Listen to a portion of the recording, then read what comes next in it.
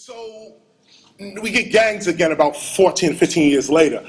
But Africa Bambaataa deaded the gangs in 1974 and called all the gangs Zulu Nation. Africa Bambaataa deaded the gangs in 1974 and called all the gangs Zulu Nation. Like the whole gang came over and signed up. I know that for a fact didn't happen. That's far-fetched right there. Far-fetched. I think that's very far-fetched. I have to laugh. I don't mean to laugh because I respect them in the game. Right. But we started Black Space because we wanted to protect our turf, right, our community, right. And we got so big, other gangs we just knocked them down.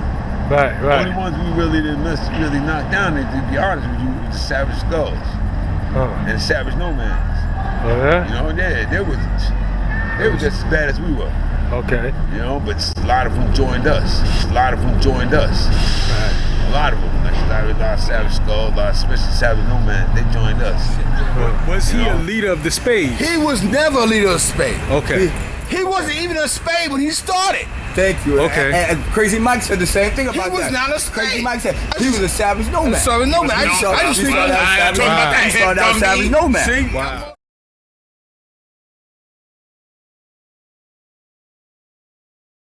Okay. But each area had its gangs, had its own like small subculture within there, just brewing. Right. Soundview, Soundview had Spades on one side towards the Randall and Lacombe Avenue up in there, very heavy threshold. And then on the other side, the president of Savage Nomads lived on the other side off the Horseshoe named Frankie. Oh yeah? Frankie was down for many, many years. I had much respect. He kind of was one that broke the boundaries between the Nomads and the Spades. But hold up. You saying Frankie the Nomad, Savage Nomad was on a horseshoe? That's the heart. That's the right? the horseshoe in Soundview right. is where the Sex Money murder case took place at. And that's where they had the football massacre. So we lived off to the right side of the horseshoe. That whole little spot. So, but wait. Are you saying that horseshoe was Nomads? On one side, Frank lived there. It wasn't heavily entrenched. The Spades were pretty much on that corner of Soundview. Who controlled Soundview? Spades probably would control more of Soundview. But you say Nomads was there. Frank was there, but since Frank grew up in Soundview, he always knew a lot of people, so they kept a lot of neutrality and a lot of peace there. You was a Nomad. I was a baby Nomad, 3rd Division. And what years was this? You're talking 72. 72, 73? Yeah, early 70s.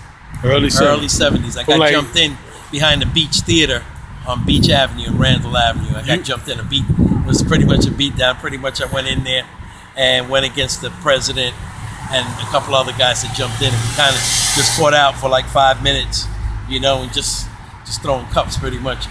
And the steel doors there. So what they would do is close the steel doors and lock the doors in, and you couldn't get out. Do you remember what years? Just for 72, 73? Yeah, 71, 72. Ooh, you 11, 12 years old? Yeah. I got in, started hanging with 10 at 11, I was in there. But I always knew a lot of older cats, so I always hung out with older cats in older divisions. But so you said Spanish 10. Frankie was in the horseshoe. Yeah, he was on the side of Soundview, which would cover Seward Avenue and Rosedale. And what years was this? Going back, 71, 72. Yeah. Frankie was a lifelong nomad. Even when gangs broke up, there's still some gangs that were still together. Right. And Frankie still maintained his relationship with the Nomads all the way through then. When did the Nomads start? Do you know? In this area, period. Period. They found it. King, it's been so long in history, but it pretty much started in the South Bronx. They were heavy up and still are entrenched up in Mount Eden up to this day, right off of Mount Eden. Older dudes? All the cats, and some of them on bikes, but they still have their little area in their clubhouses. Wow. They took down their mural recently. It was painted up there for years, and they just got down and painted a community-friendly mural over it. So do you remember what years they started? They found it? I can't give it to you, but you're talking back like 70. Going back about 70, yeah.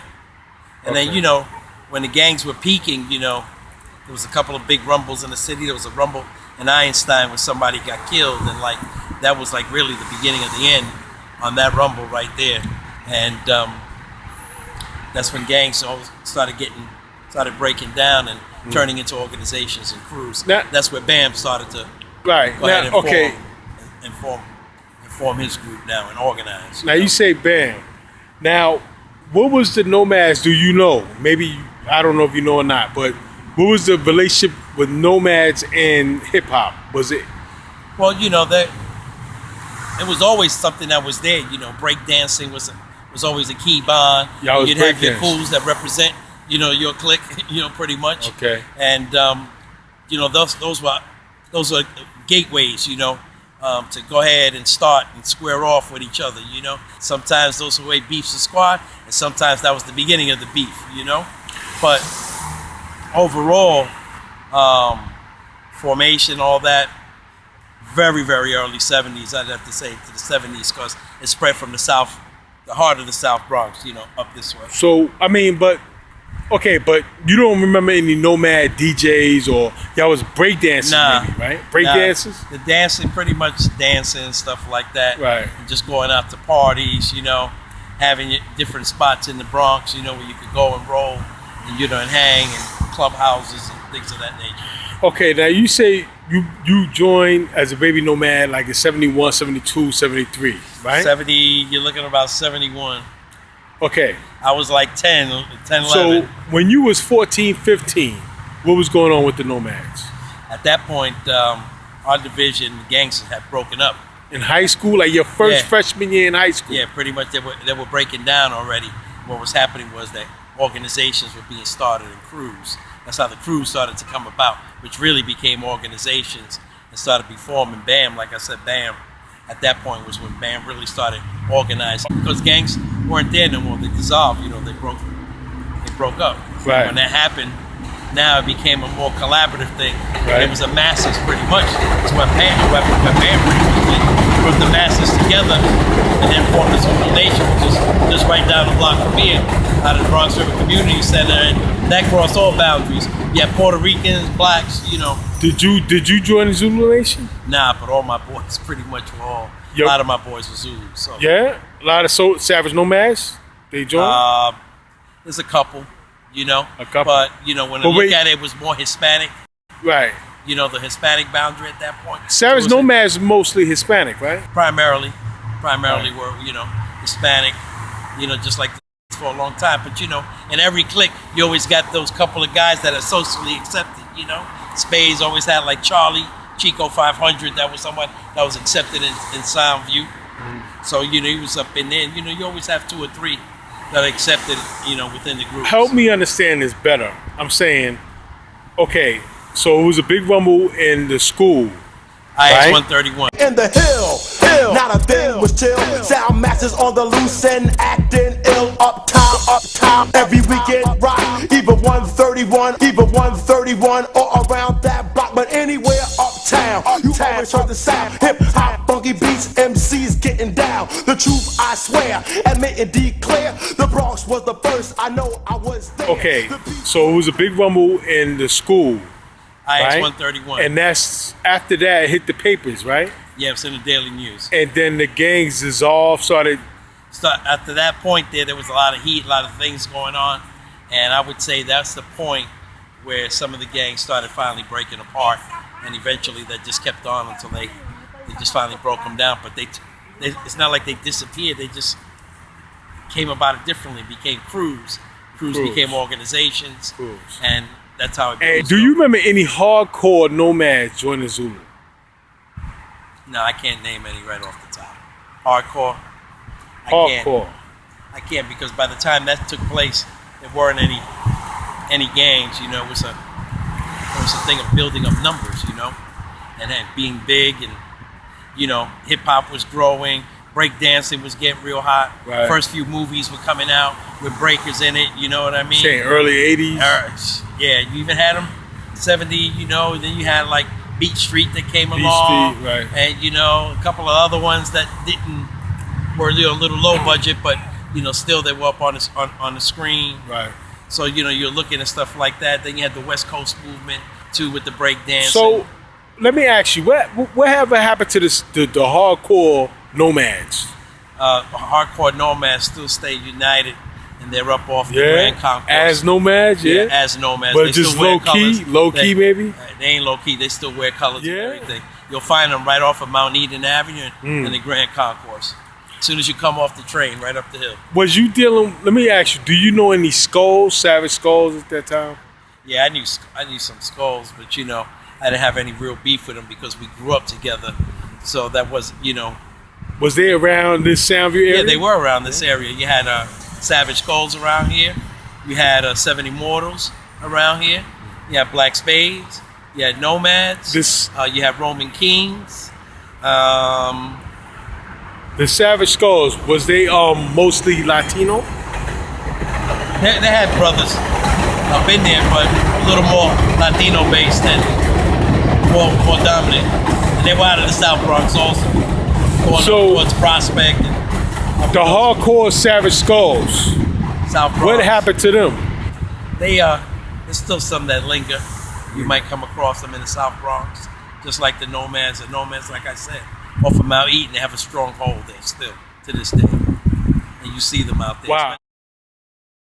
I was up there the other day, yeah, and that's when I noticed that they painted over the Savage Nomads mural. It's a mural with their colors up on the wall. Wow. And they finally painted over them recently. But right off of Mount Eden in the summertime, they always form up.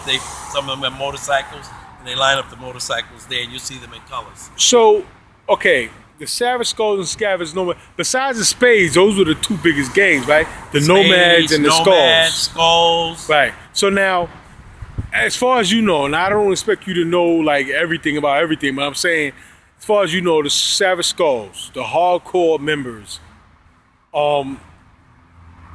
late 70s, they just got into life, regular life? Some did, but they still, just like the Nomads, stood back where they originated from, deep in the heart of the South Bronx. And still, you still see guys to this day, you know, sometimes up in the neighborhood and stuff. Because at that point, when gangs really broke down and people had the chance to bounce and get out of them, you know, that's what happened. And then they started forming. It started with crews first. And then from there, you know, the organization started. And, you know, all of a sudden now you had the hip-hop culture coming in. You know? So music, you know, remember, music was a big thing, was a big draw. It was bringing people out to the park. It was coming out to the park. Like, it was a new thing, you know. Then the break dancing was new, you know. And then, you know, when the gangs broke up, though, there's still cats that rolled together that became crews, and you know, they came out there with the dance to get the notoriety, but they still stick-up boys and everything else were all up, still mixed up in that. You know what I'm saying? They were still on the grind. You know, stick-up boys have been around and they're gonna stay around. You know, I don't care even to today with the gangs. You know, that's what they do. That's their grind. You know what I mean? So, and that used to happen like that too. You know, sometimes it was gateways to fights and, you know, new beefs, and then in some ways it was a way to break barriers and like take dance and the culture that was forming right before our eyes, you know, to other levels. Because remember, it was only happening in certain areas. You know, you had across town where Herc was at. You had on this side Mario, Tex, you know, Bam, and Bam Bar and stuff, and playing at the park and stuff like that. And then, you know, when he started the Zulus and bringing in, you know, Jazzy J, and then Sundance came in. Okay, we got a situation here with Krs-One. Okay. I don't know if you know or not. He's teaching all around the world in college. Yeah, I seen him. I see his ads on Facebook, you know, and stuff. He says, number one, he says, Grandmaster Flash invented the crossfade. And then he says that Africa Bambaataa deaded the gangs in 1974 and called all the gangs Zulu Nation. All the gangs joined Zulu Nation. All of the gangs in 1974, now you was a gang member. He said all of the gangs, Krs-One says all of the gangs in 1974 joined Zulu Nation. There was a large movement that ended up becoming, but I want to say that like the whole gang came over and you know, and signed up. I know that for a fact didn't happen. Okay. I know for a fact. But I know that when people had the chance to break it and broke, they did, but they reformulated, and eventually a lot of them did come and become Zulus, you know, because that was the trend at that point. But what years was this? I mean, Zulu was popping in the early '80s. What years? It was when he was building them by projects and going up to each project, and each project had his own Zulu. You know, Bronx River was always the main staple, but you know, you had Zulus in Soundview, you had Zulus down in Mitchell Houses, you had Patterson. You know, it was calling over, and they had names, so they were like factions that were being built until finally just got all pieced together. So, what would you say that's half true? All in 1974, all of the gangs joined Zulu. I wouldn't say that's accurate. What I would say is that a lot of former members, gang members, ended up joining. But I can't say that I brought my whole team over. Where we registered? Like we signing up like for a basketball tournament. I can't. That's far fetched right there. Far fetched. I think that's very far fetched. I have to laugh. I don't mean to laugh because I respect them in the game. Right. But we trying to get this history straight. All due respect to KRS-One. All due respect. You know, it doesn't work like that. You know, some people held on to their gang ties to the very end. You know what I mean? And you know, all they did was just go back to where it started at. Went back into the South Bronx. You know, where to this day you still have some of those gangs still entrenched there. Right. And then you know, you have others that, as the times change, you know, people change. You know, and they rolled over and got to other things. Like I said, crews were big for a hot minute. You know, and then you know, a lot of crews though were stick-up kids too. You know. Right. And you know, they was out there. I mean, I knew a lot of cats that that banged, and then their core became crews. They was doing bank jobs and all kinds of stuff like that. You know, some of them got killed, some of them in jail, still in jail to this day behind stuff like that. Yeah. You know, that's federal offense there. You know. Yeah. Robbing banks and stuff like that. So, you know, and then from there it became organizations. You know, bigger groups, even just like how gangs are forming these days. That you know, it's a set, but you know, now the sets are getting bigger and bigger and bigger, and trying to control areas. So, you know, still the same thinking. It's just that they keep taking it to another level. But, you know, Bam's done a good job over the years of reference. We've had to give somebody credit for being an organizer and having the vision to bring it all together.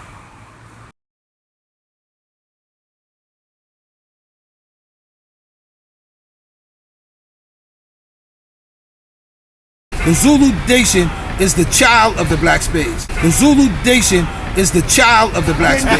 You know what y'all been getting to? Now also, Mario used to have a motorcycle gang. And no motherfucking Hell's Angels. I'm talking about the motherfucking Black Falcons. Oh, that's right. The Falcons. See, I know. I was there. I'm telling you, Mario was the organizer. When you start a gang, you come to Mario. And you get your tutelage, and you find out what to do. And Mario, if he like you, he'll bless you. If not, he'd be like, you can't make no gang. You're not ready yet. But see, you was trying.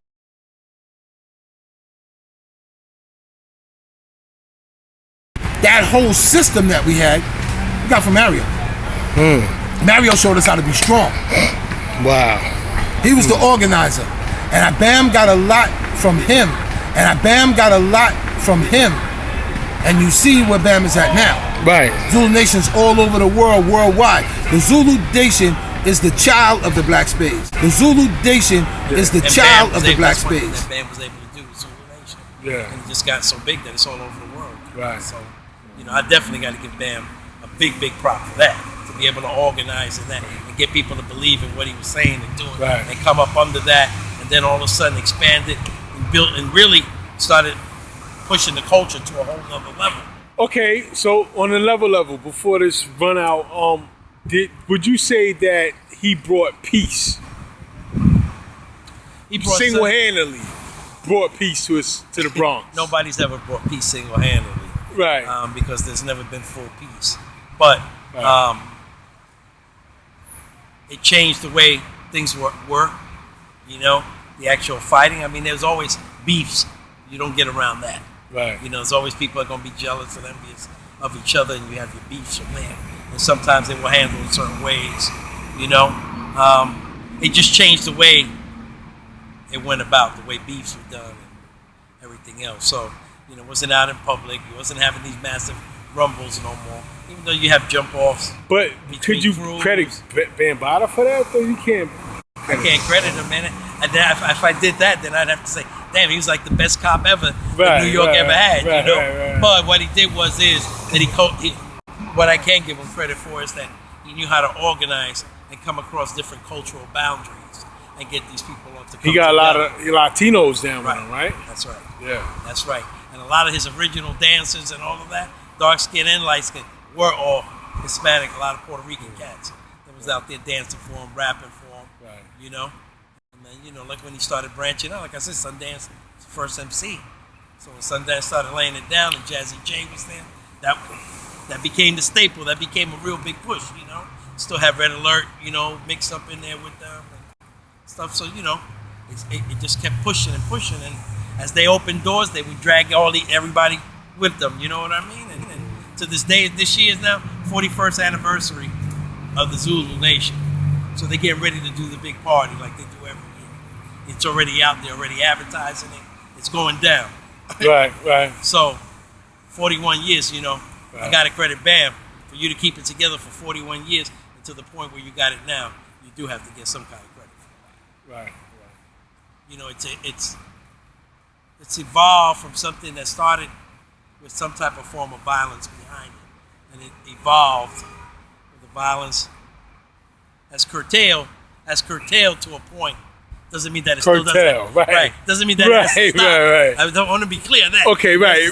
But, you know, you've curtailed. Do you remember the early years of Zulu? Would you say that there was a peace, love? I don't badmouth anybody. No, not badmouth. But I know of a lot of situations. Right. I know a lot of situations where, you know, there was some big fights and you know things that had taken place. Right. Have led to other things, you know. So, Right. But, you know, as time went on, you know, that was something still that changed. And as people got older, started maturing, you know, started pulling a little bit away. The initial guys, now I'm getting older, so I wasn't going there now. I was thinking about getting paid and how I could take it to another, you know, to another level. I mean, the young cats, you know, they're gonna always be competitive, so you're always gonna have, you know, your handful of beefs and everything like that. You know? Right. So, and depending what you're into, you know, you could be that, but if you're grinding too, you know, you open up yourself. Zulu took it around the world, right? Zulu, gotta salute that. Yeah. They took it around the world. So, you know, he's definitely, if I say anybody, in that sense, I definitely give him credit as the godfather in the sense of being able to cross all the racial boundaries. It's just a shame also that a lot of people that understand Bambaataa don't understand Mario's place with Bambaataa. And some of them don't understand it because they were still too young to understand what Mario was doing. Right. So what's happening is when stories are told, you have to remember that there's a growth period depending on your age. Okay. So what happens is memory is always best in what happens in your era, your time. So that's where the focus is, right? It's just like when you look at sports, right? Mm-hmm. You know, you got the old superstar versus the modern day superstar. Right. And, you know, the old timers always tell you, well, you know, they're nothing like how they used to be. And then this guy's, yeah, but, you know, now we're bigger, faster, stronger, and we do this. But remember, as the game went along, it evolved and things changed. Just like rules change, you know, engagement change, you know, how we present, you know, what showmanship was, what originality was, because there wasn't a set. So every time you came up with something, that was something new.